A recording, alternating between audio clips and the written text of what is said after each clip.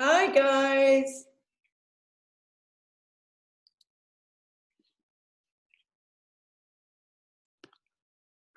Hello. Nice waving. Hello. How are you all? Are you exhausted? Yes? You're nearly there. You're getting there, okay? It's really hard, I know, especially if you're working. It's really hard. Hang on, I'm just letting Dasha in. There we go. Okay, so let's make this as short and sweet as possible so that you can get going. All right. Oh, lots of people still coming in. How many have we got here? 19. Oh, okay. All right. Okay, so adjustments, right? First thing is, let's get the essential stuff out of the way before we start chatting, all right? You have to submit an adjustment practical to me, right? I can't remember when it's due. I think it's the 25th or something like that, right? So I'm going to be I'm going to be quite clear in what I want you to do. So make a note. All right. So on the website, if you haven't seen it already, as part of the adjustment lecture bit, there is something called adjustment practical. All right. And I'm going to be very clear on this. So please listen, because often people don't hear that bit and then they send me a long recording of all of the adjustments I've done in 5 videos. Don't do that, all right? It'll take you a long time and I'm just going to send it back to you, all right? It's specifically called adjustment practical.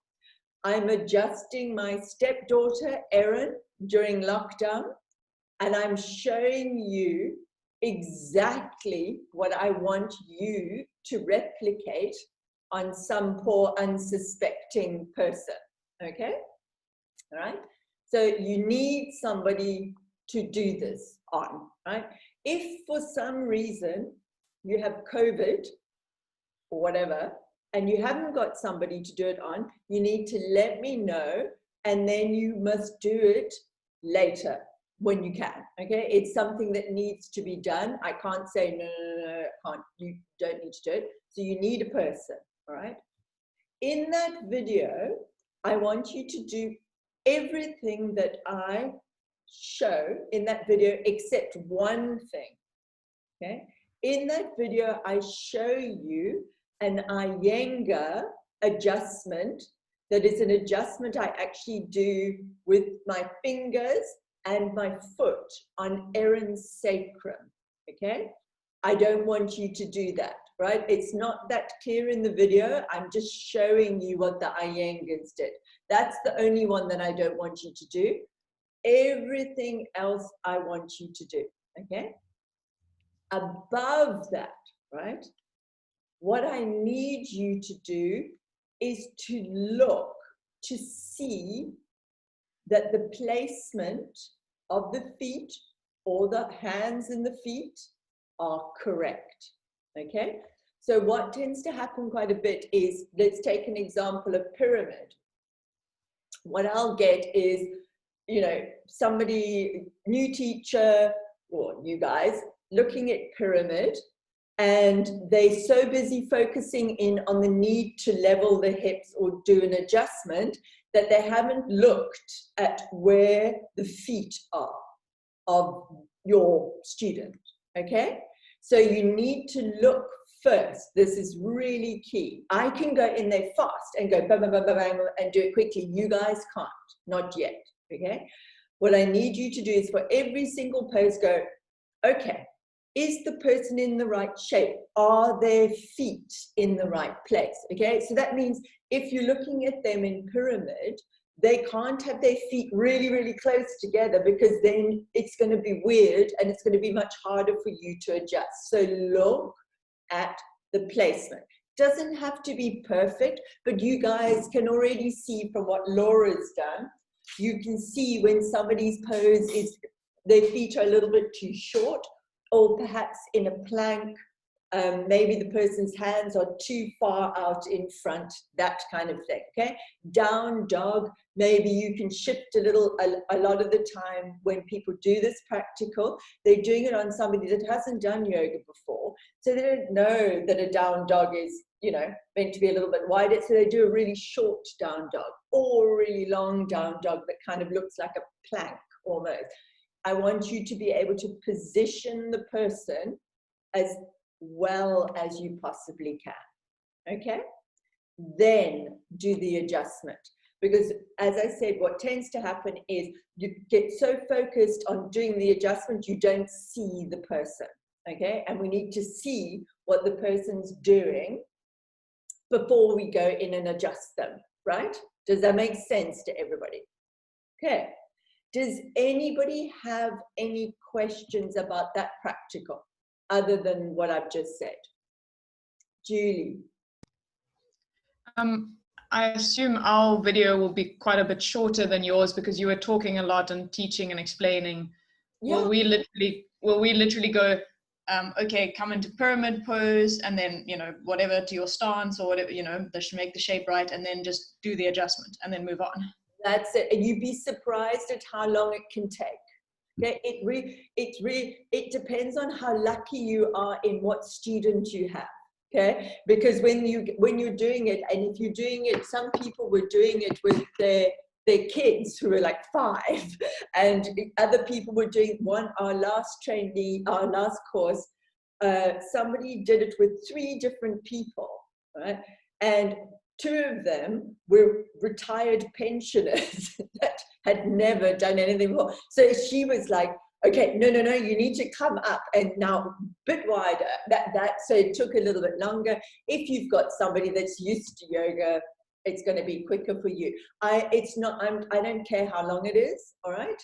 It's just show me that you can see your person and that you can then go in and adjust them. And remember that when this happens quite a lot when you first start teaching, I'm sure Taryn's spoken to you a little bit about it, because you're teaching people in your house, first of all, and you're going to be adjusting the person in your house or whatever, somewhere locally, you tend to be right on top of the person, okay? Quite close. You're sort of teaching them and they're there, or you're adjusting and they're very close to you.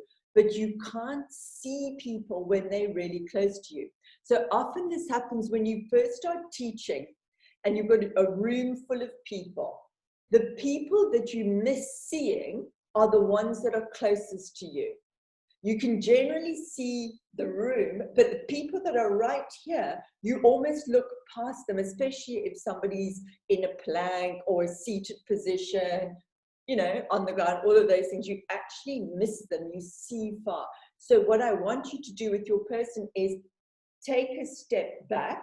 You would be adjusting pyramid, for example. Take a step back, look at their pyramid, then go in and adjust their pyramid. So look, see, pause, adjust, okay? It also means sometimes you might not have to adjust. So say leveling the hips in pyramid, the person might have level hips already, okay? And then what I want you to do is just go up and go, so-and-so's hips are level, end of story, all right? Those kind of things. I want you to see if you can see the pose, because as I'm sure you probably gathered, and we'll talk about this now, from the adjustments is, the adjustment videos, I hope you've all watched them, is for new teachers to adjust, it's really difficult. You can't see yet. You'll see some things, but you can't see properly yet, because most of you aren't from anatomical backgrounds. A few of you are, okay? And then you can probably see a little bit more, but most of you are not going to see. So I want to see that you're seeing, if that makes sense, okay? Understand, right? It's not, look, unless you go up and push, which I've seen, I mean, it's really happened on that, where people push. Don't push people. Don't push their arms back. Light, firm touch. Firm means that you are steady, okay? It doesn't mean firm push, because you will push your person over. And if you push, I will make you redo it, okay? The lightest touch that you can get away with. And if you are not comfortable, a couple of you are like, when you answer the questions, are not comfortable adjusting. If you do not want to touch the person, don't. Verbally cue them into position, okay? And in fact, I've challenged most of you to verbally cue. The reason I'm asking you to do these adjustments so I can see your physical touch is that I can see that you've got some kind of understanding of that you're not going to push the person over, that you're not going to use your body weight, that you're going to be light and firm in touch. That's the only thing I can gauge by video. You know, I can see if you're doing a slightly incorrect adjustment, doesn't really matter, but I'm looking to see that you're not bullying your person into a pose, you're not using your body weight, etc. Okay, it's tricky. But you know what? Right in the beginning, when I started doing these adjustment things online, when we were doing the teacher training online, I thought, oh crap, you know, this is going to be so difficult to do adjustments online. And yes, it is, but actually it's as difficult in the studio because new teachers can't adjust yet. And you know, you can do 5 sessions and new teachers can't adjust yet because they've got to teach first. And only when you teach and you've got your teaching down, can you then start to see a room full of people. And then only then maybe you can see some things that you can help in adjusting. All right, so moving on to question number 1. I hope you've all watched it. Okay, I give an example of, which I use live, 4 people lying on the floor doing a supine hamstring stretch, okay? One of them is massively flexible, is not actually even using her own hands. This is a real story. These are real people, okay? She's taken her leg right over, it's almost in full splits, not even really using her hand. Next person, quite flexy, quite far over, holding her toe. The next 2 people, one is 90 degrees, so like that, using a strap, and the other one is less than 90. Does everybody understand what I mean? So the leg is closer towards the ground, using a strap. Who do you adjust?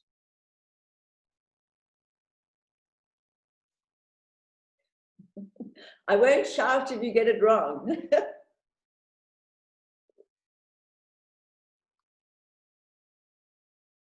Come on, someone be brave. The one with the bent leg, the one that's stiffer. The one that's stiffer. Why, Sarah? Because they've got a lot of. Oh, you froze. I think she was saying the right word. Sarah, you've frozen. Still frozen. Okay, I think what Sarah was going to say was load. I think that's what she was going to say, all right? So yes, so the absolute key question. Obviously the legs here, they can kind of hold it up. Hi Sarah, you back? You went to Sorry. No, don't apologize. It's the way of our world now. You said load because they've got a lot of load.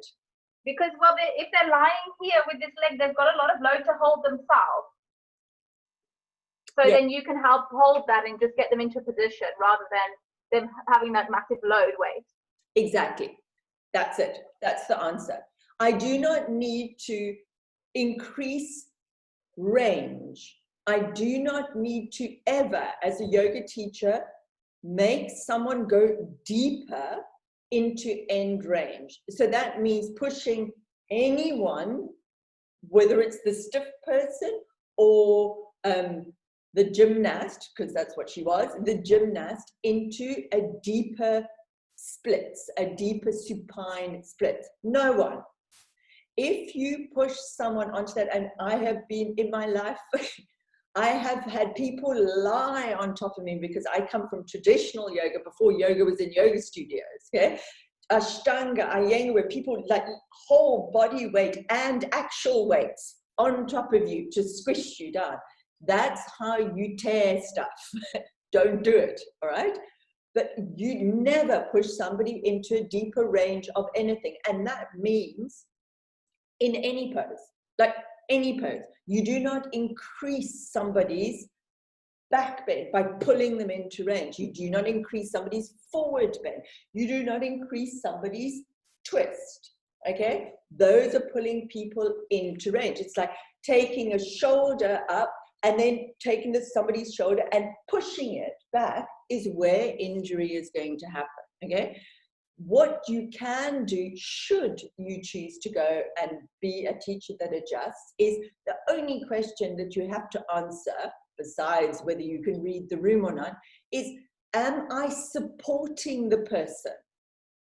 Am I doing something that is supporting, right? So if I've got somebody's load, like Sarah's saying, with her leg up, and I'm just helping them because you've decided you've got, say for instance, you do more of a hatha style class and you've got a whole load of people there that aren't that big into jumping around type yoga, and you've decided to have them on the ground doing a supine hamstring stretch, Padangusthasana, for quite a time. When people have got heavy legs and not so much hamstring range, it's hard work. I don't know if some of you have actually experienced that in your shoulders to hold that leg up. So you can support them. You're not pushing them. You're saying, give me the strap, I'll support you for a bit, okay? It's not increasing their range, it's supporting them, right? When else could you support someone? When else in yoga could you support somebody in a pose? Imbalances. Who's speaking? There you go, Alicia. I have to go like this around the screen. Okay, imbalances. Yes, what balance, Alicia?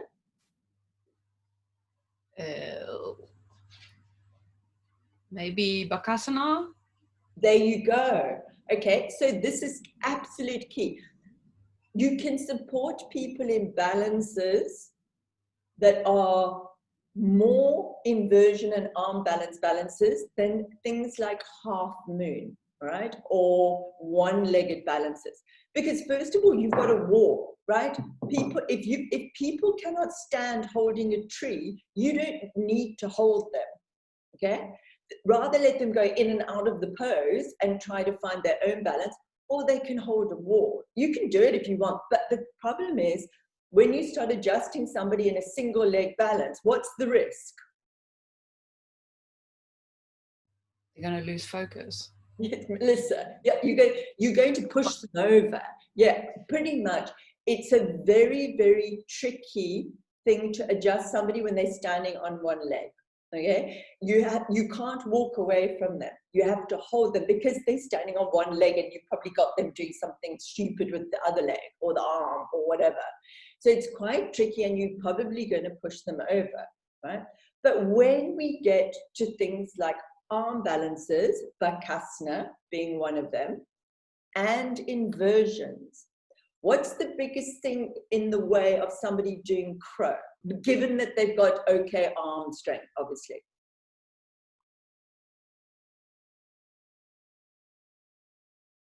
Fear. Fear. Exactly. So fear. So then if I am able to, and I've done this adjustment hundreds of times, and it transforms somebody's world. This is how good an adjustment is. If I can see that somebody is ready to lean a little bit forward, if I'm in front of them, support, it's in the practical, supporting their shoulders, going, look at me, lean forward, I've got you, lean forward, lean forward. They will go as far forward as they want to go. Okay, I'm not pulling them forward, so I'm not increasing their range or pulling them. I'm saying, I've got you. If you want to come with me, I've got you. Come on, lean forward. Maybe you can get that one toe up. Let's see what happens. Lean forward, lean forward. You're supporting them. Okay, you're taking away, or let's say you're reducing the level of fear. And once they've got that, and you might have their shoulders lightly, because you're only there to catch them, right? You're just there so that they won't go and face smash. Once they've got that and that feeling of being up, the next time they will be able to do it themselves, all right? So that is it's a tricky adjustment. You need to go and practice it on unsuspecting people. I would say people you can lose, like, and have a face smash. You know, somebody's would get together with fellow teachers, because this is what we do live in the studio. We do it with the teachers, and the teachers are happy. You know, most of the time they're quite comfortable doing that, all right? The other is inversions, right? Handstand. How do you get somebody up into a handstand to kick up the first time? Okay? Most people won't do it. You'll have to learn to adjust it. But what I'll do is I'm going to do adjustment workshops. We're going to do it online and live in the studio next year. So those who are in Cape Town, you come for free. Okay? It'll be free regardless. And if you're not, then we'll be streaming live at the same time, so you can see how we get a load of people up into inversions, right? But the key is that you're supporting the person.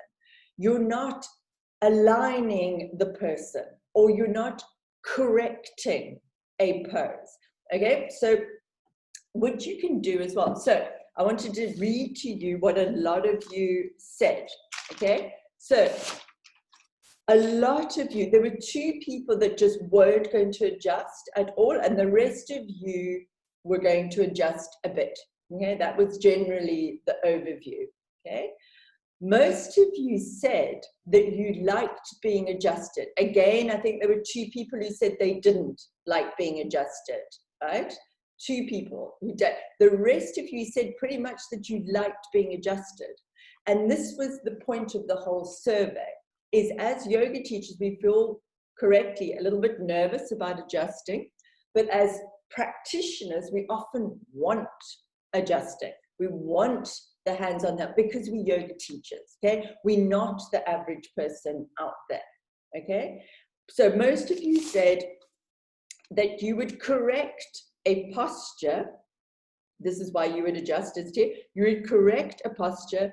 You would do it to create awareness, and you would do it to deepen a posture as well. Okay, so what I want to ask you is, what's correcting a posture mean to you? Give me an example of a posture that you, or something that you would need to correct, and why? I think from... So, Dasha, you speaking, then Marlene? Sorry, Marlene. Sorry. I think from our experience with Laura, hip adjustments was a big, almost yoga changing experience with her. Starting hip alignment is a big one for me. Okay, so this is a really good point that you brought up, and you've actually reminded me. I thought, oh, I must talk about this. Remember that Laura has taught you to demonstrate, okay? So she's teaching you how to go out there as a teacher and to demonstrate, right? So she's also teaching you what you can do, and well, pretty much that you can do anything with the hips, right? There is no complete alignment of hips. But what she's teaching you in terms of, you know, have your spine relatively straight. If your hamstrings aren't too bendy, don't like flop forward, is for you to be able to go out there and demonstrate.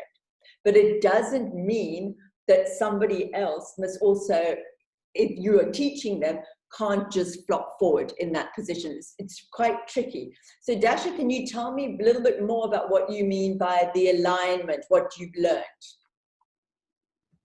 I think because we, well, I've personally, but it seems like quite a few of us were always taught to have a hips square, and it was actually limiting us to get into certain positions where Laura showed us, you know, the natural position, and then it's takes you further. Yes, exactly.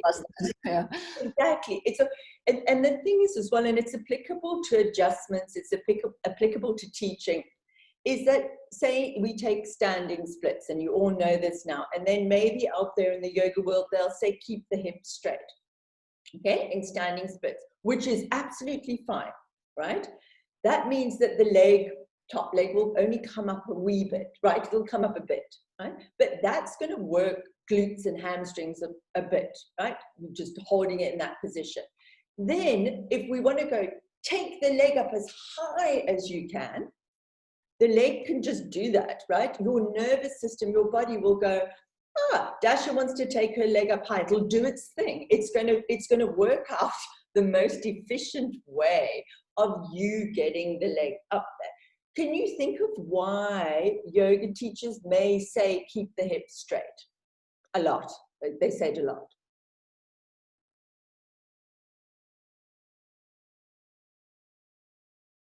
No idea?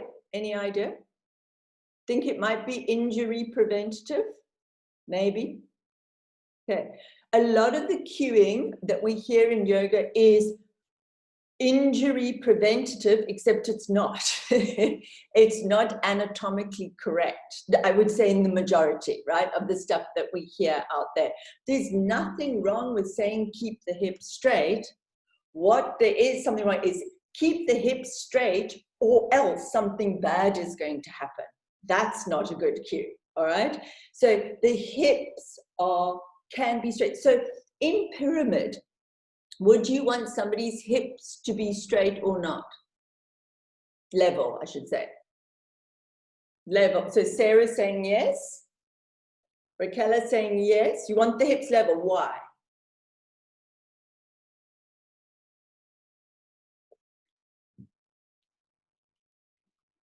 Come on. You said you want them level, so now you have to answer. There's a lot of people being very quiet here. Marlene, I'm going to get to you now. It's an alignment thing. It's an alignment thing, right? But what else would it do? And this is where you've actually got to be able to understand a little bit about anatomy. If my hips aren't level, what does it mean? Do you guys know what it means, Raquel? Would it mean like if your hips aren't leveled in that pose, for example, wouldn't you be twisting a bit? Yeah, you would be doing good. If my right leg is in front, right, I would normally be slightly opened up to the left if my hips aren't level. Why? Why would I be doing that? Besides lack of awareness, why would I be working the wrong muscles? You're working different muscles? Yes, but why? Why? This is how tricky this stuff is. Well, if you want a hamstring stretch, then you need to keep it level, otherwise you're going to be stretching some. Okay, so but yes, you're on the right track. If I am not level, and it may be a little bit of an awareness thing if you slightly up to the side, if I'm not level, I've reduced the hamstring stretch over my right leg. Okay, you can play with it yourself. It's kind of like going from pyramid into Trikonasana. Okay, pyramid, Trikonasana, and you know Trikonasana is not as hamstring stretchy as pyramid. But why has my body done that? Why is my body going, I'm going away from my hamstring? Because the hamstrings are too tight. There you go. Okay. Not too tight, but are tight. Yeah. So it's a very yoga teacher thing. Your hamstrings are so tight. Yeah. But yes, so somebody's body has gone, okay, you've said fold forward pyramid, and they folded forward and they slightly left out to the side, looking this way out to the side. The reason is either a lack of awareness, possibly, right? But it's normally because they're going, ow, ow, ow, and they're backing away from their right leg. So what does it mean if you go up and go, I don't like your hips not being level, and level the hips? You could be putting them into a pose that is actually quite uncomfortable for them. Yeah, it's going to be very uncomfortable for them. All right, exactly. So if the practical that I did with Erin, my stepdaughter, was actually brilliant because I was in lockdown, level 5, nobody else around, and I'm not going to do it with my husband, right? And Erin is the stiffest person I know. Well, almost. She's stiff. I mean, you touch her slightly in those hamstring poses and she goes, she actually flinches. It's so damn sore. for her. So if you're in a big vinyasa flow class and you go, I'm going to wander around and level everybody's hips, know that the person down there is probably doing this as you do it, right? If you can do it where you've seen and understand that actually that person has brilliant, long, flexible hamstrings and they've just got a lack of awareness, you don't have to level their hips. You can actually just guide their hips forward, okay? It's a very different adjustment. Marlene, I'm coming back to you now. You were gone. I need to remember what I wanted to say. I think you would adjust someone in high lunge, low lunge, perhaps lizard, but you can do verbal cueing rather than actually touching if the knee is over the toes or maybe too far back. Yes, yes, and exactly, because if you think about it, how are you going to adjust people's feet in terms of a standing pose? You can't. Like, you can't go in and adjust lizard. You cannot go in and adjust warrior one or a crescent lunge.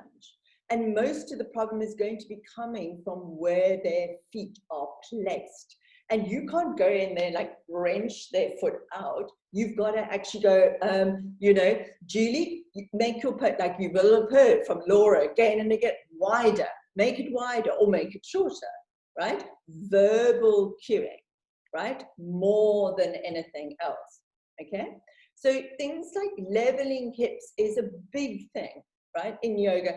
And yoga teachers really like it when you've got level hips, okay? But you have to think, why has that person, I'm going to get to you right now, Julie, why is that person's body, nervous system, brain decided to make the pose look like that? It is, first of all, even if you don't know, question, go, maybe they're doing it because it actually hurts them if I'm going to make the hips level. And one of the biggest things you can see in the most basics of yoga classes, and it's the most common, is hamstrings, okay?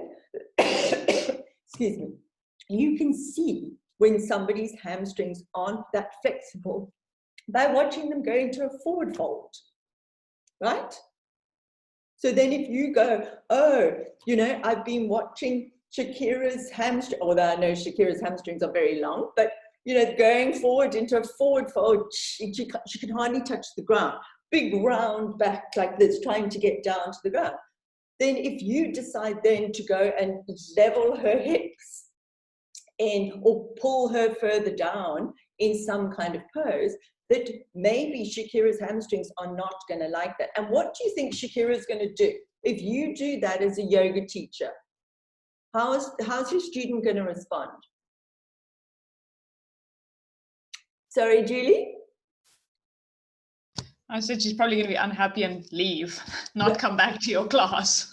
But, yeah, but do you think she's going to say, she or he, are going to say anything?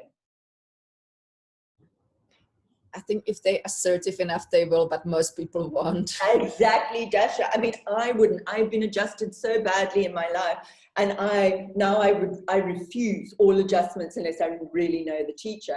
But I wouldn't say anything. I'd just go, ow, you know, and it might only be a gentle adjustment, and they may come back, but they're not. It's highly unlikely they're going to say, Shakira, you know, you just, that was a terrible adjustment. I mean, they're just not going to, because you're the teacher, right? Julie, you wanted to say something earlier. I guess you kind of answered it, but I just wanted to ask, for that person with the tight hamstrings whose hips are out of alignment, do you just leave them then? Or would you maybe make them like bend their front leg a tiny bit? Or is it just fine that their hips are out of alignment and you leave it? Look, it's a very difficult question. This is that we know this now from all the adjustment stuff out there, right? It's difficult. It depends. It depends on how much experience you have as a teacher. It depends on whether you know the student and you know the student's body and practice. It depends what kind of class you're teaching, right? So if you've gone and you're teaching modern yoga, modern vinyasa yoga, Do you think you have time to go around and adjust somebody's pyramid? No.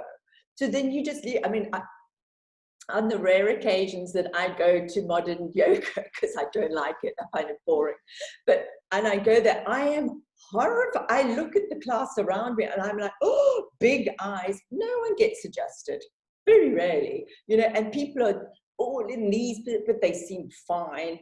So the question is it, can you, so if I can recognize, so put it like, let me answer it as me being experienced teacher. If it was a regular student of mine and the way I teach is very different to modern yoga thing, I would want for that student to become more flexible in their hamstrings, right? So then I would use the tactics that require more loading, maybe a little bit of bent leg, but I'm not a big fan of bent legs. It really does depend. If somebody had a lower back thing, I'd say bend your legs, those kind of things. So it really does depend, but probably more than likely, I would actually say to the person, here's a whole load of things that you can go home and do to increase your range of motion if possible. Because within a class, you can't. Even if you've got 5 people, it's tricky, right? If you've got 10, 15, 20, most of the time you're going to let people be, right? That's unfortunately the way of things. Okay. So, Catherine, sorry, wouldn't it be possible to make blocks available at the beginning of the class, and when you see people are struggling into their hamstrings, you can say, put your hands on your blocks if you're struggling into this, and then you don't need to adjust, people will do what they feel. Yes, definitely. So give me some reason why somebody wouldn't want blocks. I think ego gets in the way and people think... Yeah. Ego. I promise. We had a guy at our studio when I used to teach so many classes and stuff, and he probably came 3 or 4 times a week to yoga. He was about 6'7". He could not touch his toes, right? Not at all. I mean, like I'm talking half a meter floating off the ground, not touching your toes. His shape of his spine, everything was just, honestly, yoga did nothing for him at all, but he loved it. And so in the beginning, I did my thing like Candice is suggesting, here's your blocks, Robert, do this. And he used to just go into the same corner every single time and put the blocks in the corner. And then for the first, I don't know, a couple of months, I'd get the blocks and say, Robert, maybe put your hands on the blocks, in wide-legged forward fold. And he'd do it, and then he'd put the blocks back in the corner again. And then I just gave up. I actually just thought, fair enough, he's quite happy with what he's doing. Yeah, so yes and no, it depends on what type of class you're teaching. If you're teaching a class at one of the big gyms, or the big studios, and you go around and you select people that need blocks, they're going to put them in the corner, because they don't care what they look like. They just want to put their hands on the floor. But if you're teaching a class that's more of a slow vinyasa and more of a hatha style class, you can just say at the beginning of the class, unless they're new students, you can say, if you need blocks, go get them. And that's pretty much all you can do. And you can offer blocks to new students and just offer them and then run away. Don't do anything more because they get really embarrassed. And then if they like using them and they think it's fine, they'll carry on using them. And if they find it completely embarrassing, they won't use them no matter what you say. So it's one of those really, really tricky situations. Sarah, I wanted to ask you, you said you were going to share something with us in your message, in your email. Can you? Yes. Can you hear me? Yes, we can hear you. Okay, so I'm a dance teacher, so I've been teaching mostly kids for 10 years, and I've always been a big adjuster, especially with kids, because I feel like they're not aware of their bodies fully. So I'm always hands in, turning things out. Anyway, I had an experience about a year ago that completely put me off. We did I don't know if Nicole's done it before, but a progressing ballet technique course, which is like an international thing. and they were discussing the pelvic alignment of the kids and how we can get the kids to understand how to get into the straight line, because obviously their pelvises are tilting. And she discussed, which I thought was quite a cute idea, to get a sticker, like they get a sticker and they just put it like on their tummy, and you just say to them, okay, show me your sticker, so they understand visually what they're doing. Yeah. So I say to the kids, okay, kids, you know, teacher Sarah's going to put a sticker, like, is everyone okay with that? Yes. So I go around and put a sticker, and I adjust them here. Well, I had a mummy email, and my daughter's mortified because you put stickers onto private. It was one of those things, which it got so tricky and nasty, it actually put me off. And all we were doing was trying to visualize and get the child to understand what they were doing. So I think you've got to be so careful, because in your head as a teacher, you're just trying to explain to them what you're doing and give them a way of doing it. But in their head, and parents' heads and some adults' heads, you don't know some things that they've been through. You don't know if they've been through trauma, you don't know. So for me now, it's kind of put me off adjusting. I feel like I'd rather work and really work on my verbal cues. Verbal cueing. Yeah. Yes. Yeah. Because I've always, and I as a yoga student, like it, like, because I like to know that I'm in the correct alignment. But that situation just put me off, because I was like, you just don't know. That was my question. How do you get consent from someone? Because you can't go around saying, can I move you? And that's something that I'm not sure of how, especially with adults, how you do that. So if you've watched the video. But I like the idea of the stone on the video. The stone, for me, that is the best idea. Okay. So a lot of you said in your answers to this were things like you said, fill in a form, maybe ask the class before the class starts, ask before you do any adjustment. So every single adjustment, all of those things. And all of these things are great ideas, but they are really challenging for you as a teacher to manage. So first of all, we've talked about it, and Taryn's talked to you about it in injury. It's like, you know, you just before a class, people are coming in like 5 minutes before a class, they filled in their form or whatever the case be. You don't have time to read their form. You don't know if they've got injuries. You even if you put a consent for adjustment, you don't have time to read it. You're literally greeting people as they're coming into your class. Even if they filled in a form when they first started and said, oh, sorry, I'm just admitting Fiona. Even if they filled in a form and said, yes, I consent to adjustment, that doesn't mean that 4 weeks down the line they haven't got some kind of injury and don't want adjustment that day. Or maybe they just have really bad period pains or migraine and don't actually feel like it.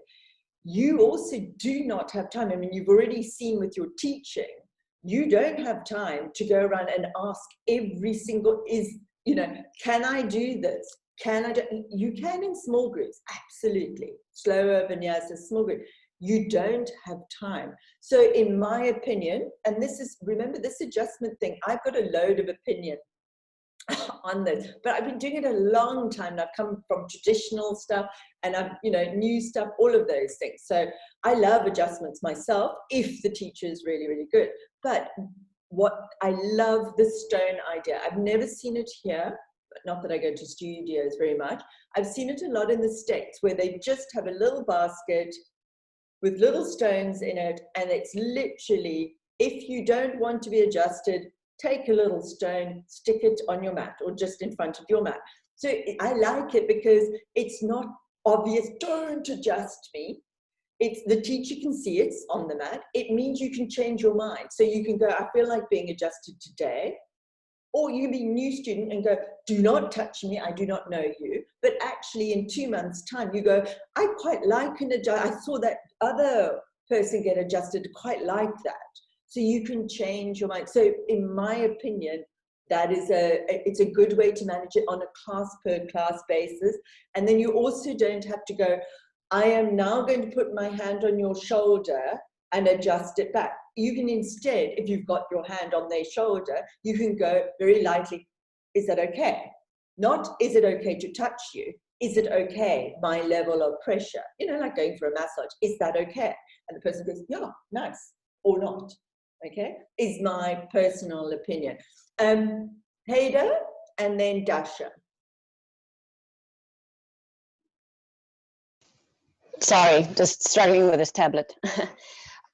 So I just wanted to mention two things. So, I mean, firstly, like you said, with the stones and so on, that's a really good idea because I think sometimes people are uncomfortable saying no in front of a class. So that's probably the biggest thing for people. I mean, some people really don't have an issue saying, no, don't touch me. But I mean, as a personal example, when I grew up, it was like, this oom, in Afrikaans setting, it's like your uncles and everybody, they'll kiss you when they say hello, soen groet, if you know that. I don't know if it's an Afrikaans thing or whatever it is, but they feel it's okay to kiss you, whoever they are, if they're family, when they say hi. And I was always told, no, soon one, let him. So I was never told that thing with physical boundaries, don't let someone touch you. So as an adult now, I find it really hard to say no because I've never been taught that value of this is my body and I don't have to allow anybody. I don't have to let anybody touch it. It's my choice. I've never been told that. So sometimes I think people need to realize that sometimes people might be uncomfortable or they may not know how to say no, even if they don't like it. And as I think Sarah mentioned it, maybe there was a previous trauma, so it might trigger something, so they really might not want you to do it. But just from a personal experience perspective, I used to teach a lot of first aid. And afterwards in a class, people would they would come, all the girls especially, they would come up to you and hug you, especially if it's in a teenage environment where, at the schools and so on. It's very huggy. And yeah, very huggy. And they're all like, oh, and this one girl, she also came up to say thank you, but because everybody was giving hugs, and I'm not shy. I just naturally thought she wanted a hug as well. And she physically sort of put out her arm and said, please don't touch me. And I said, okay, that's fine. But she really, she started almost shaking. And then I chatted to her and she said, look, I can't even let my girlfriend touch me. It's this horrible thing where her own girlfriend she struggles with that because she's got such an aversion to physical touch that she literally can't physically handle it. So I think sometimes, it goes way past what someone's consent is. Maybe they've got a phobia of some sort or a condition where they really feel completely claustrophobic. Completely. So it's yeah. So the consent thing is really good. I had years and years ago a teacher trainee, and she was in. We talked more. We did a bit of restorative yoga back then in our teacher training courses, and part of one of the restorative sessions, people were lying on bolsters. And then the teacher went around, and we've got lots of sandbags. I'm sure you guys have all seen them, the yoga sandbags. And as part of this restorative session, they place sandbags on your shoulders, kind of over your pelvis area, your thighs, and even just a little bit on your head here, going backwards. And it's meant to be a grounding experience.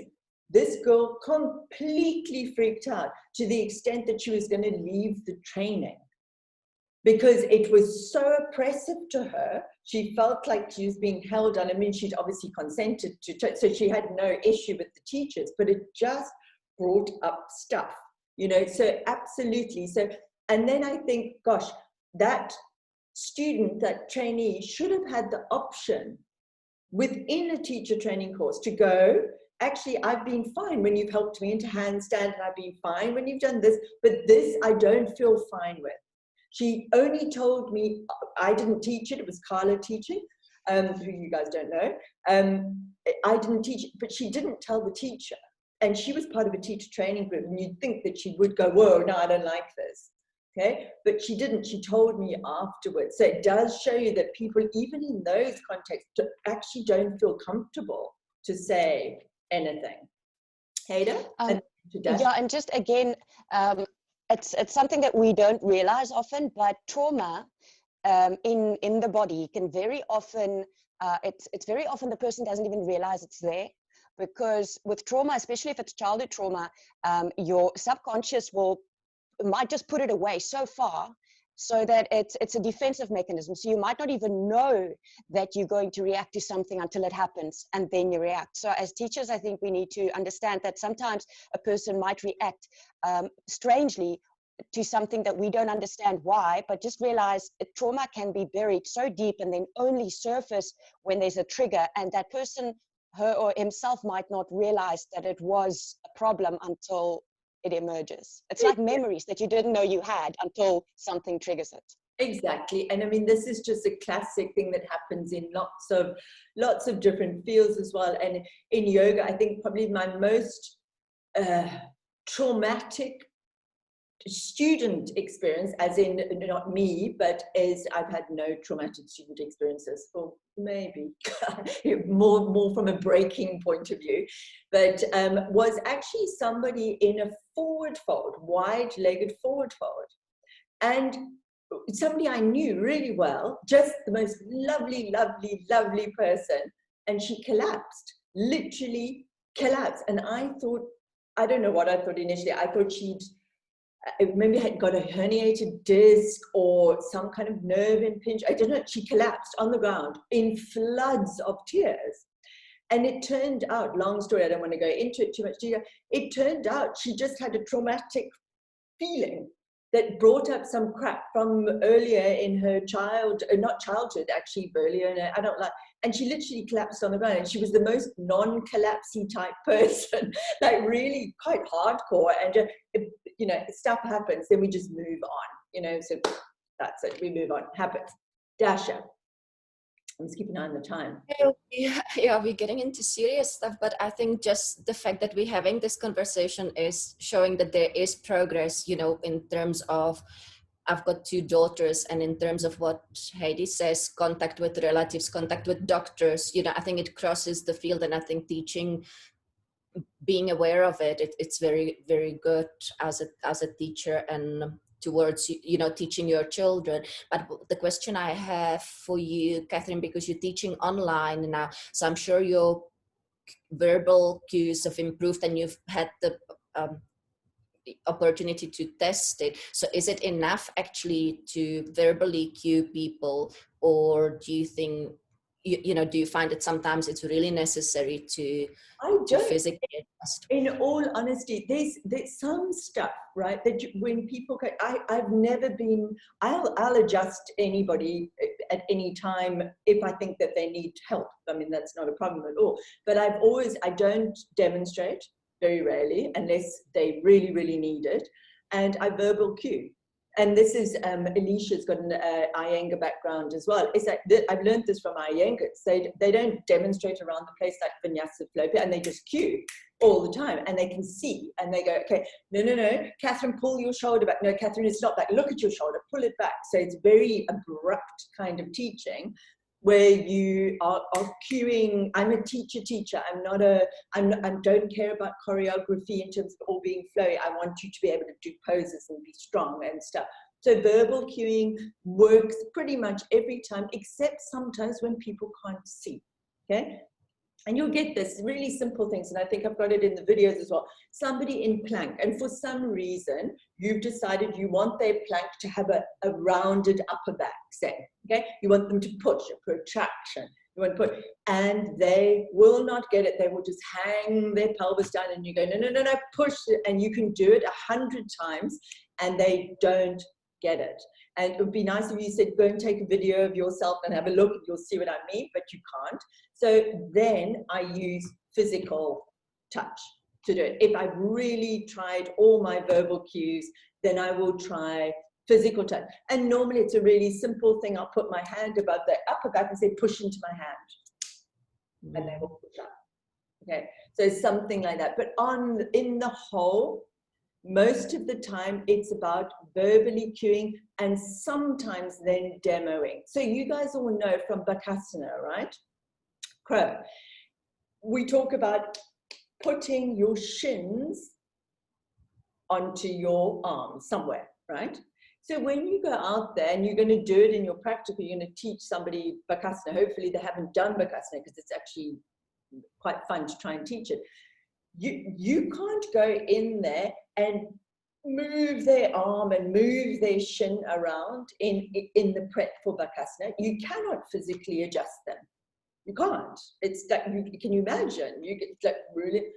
What you have to do is verbally cue, and if they don't get it, which they won't, is you in front of them saying, look at where my shins are on my arms, look at your shins. And that's how you end up teaching it.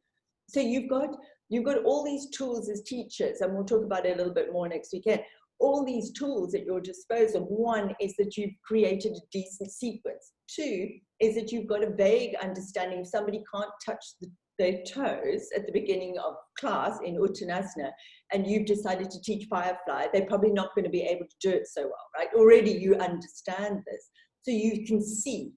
This is what the seeing takes years. I don't know if I said on the video, but my Iyengar teacher literally took me under her wing, and she said, I will teach you everything I know, but I cannot teach you to see. Okay? And this is true. Seeing comes with teaching. Okay? Seeing again and again and again what is going on. Then you've got your verbal cueing, right? And also not expecting it to happen in one class. Like, why would you? You know, if somebody's just come to yoga, leave them alone. Let them flow around a little bit, okay? Unless they're going to injure themselves. And when are they going to injure themselves in yoga?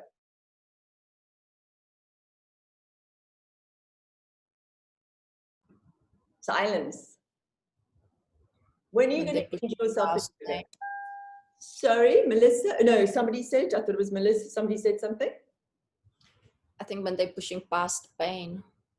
When they put into what? Give me an example. I don't have one. But this is really good, because you don't need to have the answers. You don't. You need to question. And this is the whole point of our teacher trainings, is I want you to question. Like, I don't expect you to know the answers. I don't know all the answers either, but I question. So you can go, okay, when they're pushing past pain, so when would that be? Back bends. Are they going to injure? Do you know? Well, if they have maybe a problem with discs, they maybe not even aware. I can guarantee you that anybody who's had a painful disc herniation, bearing in mind that most people haven't, are not going to push to that pain. They're going to go, those people have not been able to move without being in serious agony. They're not going to go to that pain. Within a back bend, you can't tell whether somebody's going to injure or not. You can't, because no one's injuring from a disc herniation, from the back bend, causing a disc herniation. They've got to put load on it, okay? So somebody's got to pull them into a back bend, or they've got to have a big weight, or there's a disc herniation waiting to happen. The only time in yoga that somebody's going to injure themselves badly that you can do something about. Remember, like, I could be a tennis player, and my rotator cuff could be like hanging on by a thread, and I come in and do crow in yoga, and it could go pop, right? I mean, we've all got lives out there, but the teacher can never know that. You can never ever prevent that. And I mean, the practitioner neither, they don't know that it's going to happen. But as a teacher, the only thing that you can prevent in terms of injury is somebody falling over, okay? Literally, in a handstand, in an inversion, in an arm balance. Those are your big risk factors. Other than progressive loading stuff, which is like, if you can see people shaking in a downward dog, back them off a little bit. But they're not going to injure from those things, all right? So there's not a lot you can really do in terms of adjustments for injury prevention. What you're trying to do is help somebody to support them, maybe help them feel a bit better. Like if somebody's in a Trikonasana, which most people, when you go and teach, you'll see it. They're kind of in a forward bend, and then their shoulders rotated here and their necks like that. It's not comfortable. Make them comfortable. Okay? So then you can go, hang on, so I'm not showing you my hand here. Then you can go, oh, Catherine, turn your palm facing me which immediately takes my shoulder into a better position. But normally it looks like this kind of thing. And the next time, maybe drop your head, gaze goes down, that kind of thing, okay? But there's not, that person's not going to injure like that, but they might go and have a bit of a sore neck, okay? Does everybody understand that? The things, this is also what I want to talk to you, but literally 1 minute, and then we'll talk more about all of this next week because it's such a big topic. When you do your adjustment practical, and this has come up in your teaching practicals, which Taryn reports back to me on all these things, what I want you to do is really listen to what you say, okay? So when you cue somebody, it is absolutely fine to say, knee over the ankle in your warriors, right? Okay. What it is not okay to say is make sure your knee is over your ankle. Okay? Because make sure your knee is over your ankle, or make sure you're not overarching your spine, are what we call nocebo cueing, right? You've all heard of placebo. That's when people take a tablet that isn't a real tablet and it makes them feel good. Nocebo is the opposite. It's when people feel bad from something. So if you constantly cue, make sure your knee is over your ankle. Make sure your back is not overarched. Make sure you're not hyperextending the knees, that kind of thing. Okay, or even don't hyperextend the knees. Don't have it on. You're doing nocebo cueing because you've heard it from your teachers out there, not from us, okay? Your teachers out there that are doing it because they think it's going to cause an injury, right? You can say those things because you want to create a shape, but you cannot cue them as though they are injurious, okay? And you'll be surprised. The same thing applies, and you'll see it, it'll come out in your adjustment practicals, because you've taken on your teachers out there's language, right? And it goes in here and then it pops out. And normally it pops out in the adjustment practicals. It really does. It's like, and I'm like, where have they heard that? And then I send frantic messages to Laura going, where have they heard that? And she goes, I never say that. So it's your teachers out there and you don't realize it's in your head. If you do an anatomical cue and you're not Sakila or Marlene, you need to know that your anatomical cue is correct, okay? If you say things like lift out of the hip sockets, right? Or those kind of things, you've got to know that that is a correct cue, anatomically wise, all right? It is so much better in terms of verbal cueing to cue precise placement, right? Knee over the ankle, flex the foot, right? Arch the back, round the back, those kind of very precise direct cues, but not to cue for prevention of injury, which we've just said doesn't really happen very much. And in fact, if you were trying to prevent injury, you'd be cueing everything from down dog to this wall the whole way through, right? It doesn't work anyway. But what is good cueing is positive cueing. So turn around, face the wall, push your arms towards the ceiling, lengthen your spine, stand up straight, all of those kind of things, right, are correct cueing. And you have to, it's such a tricky thing that we can't see it until you do the adjustment practicals. Sometimes it comes out quite significantly, all right? But I want you to watch what you say, okay? And then go, oh, hang on a second, what was that? Because you won't even notice you've said it. So have a look when you do the adjustment practical and make sure that you're not cueing for prevention of injury, that you're positive cueing, right? Push into your foot, knee over ankle, push your arms up to the ceiling. So directional cueing, right? We'll talk a little bit more about the cueing next week, what is good cueing and what is not. And then we'll talk a little bit more about adjustment. But I want to let you go because it's busy. And you've got another session in 20 odd minutes. All right, bye guys. If you've got any questions, please let me know. Just send me a message and then we'll chat next week. All right, any confusion, just let me know. Okay, bye, go, have tea, go to the toilet. Thanks. Cheers. Bye.